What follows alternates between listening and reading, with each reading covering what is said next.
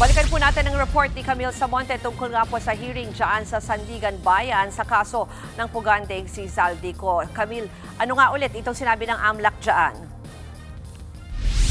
Yes, Ruth, iniharap na nga ng prosecution yung kanilang huling testigo sa pagpapatuloy ng pagdinig ng Sandigan Bayan Division sa kasong malversation laban kay dating Congressman Zaldico at 15 iba pa. Kaugnay ito sa umano'y 289 million pesos substandard road type project sa Oriental Mindoro na kinontrata sa Sunwest Incorporated na pag-aari ni Co.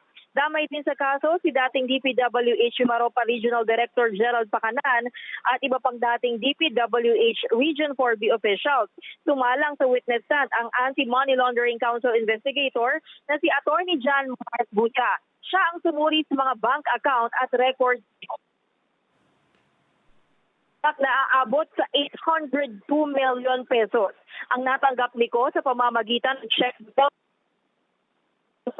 Incorporated mula 2019 hanggang 2025.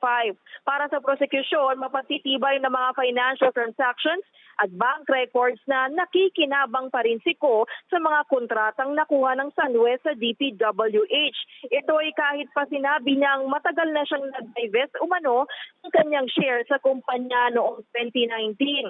Dahil sa mga questionable financial transactions, konektado sa kaban ng bayan, mapapalakas pa raw ang kasong malversation laban kay Ko. Ruth? Camille, meron na bang sagot ang kampo ni Ko pati na yung iba pang mga akusado tungkol dyan sa sinabi ng AMLAC?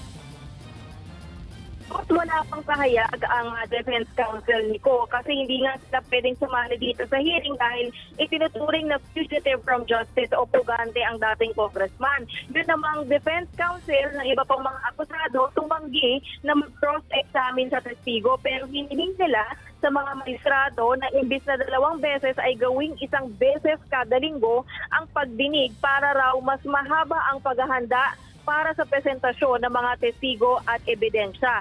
Pinutulan niya ng mga magistrado dahil tatagal daw lalo ang paglilitis, lalo't 66 na testigo ang gustong isalang ng defense team. Gate ni Associate Justice Kevin Vivero, nakakulong ang mga akusado kaya dapat lang na mas bilisan ang proseso. Maghahain naman ang depensa ng motion to leave to file demurrer to evidence para maagang mabasura ang kaso pero kumpiyansa ang prosecution na makasulan ng akusado dahil matibay raw ang kanilang ebidensya at hindi rin napagbigyan ng petition for bail ng mga akusado. Sa June 2, ang susunod na pagdinig ng Sandigan Bayan 6th Division. Ruth? Yan po ang Express Report ni Camille Samonte mula sa Quezon City.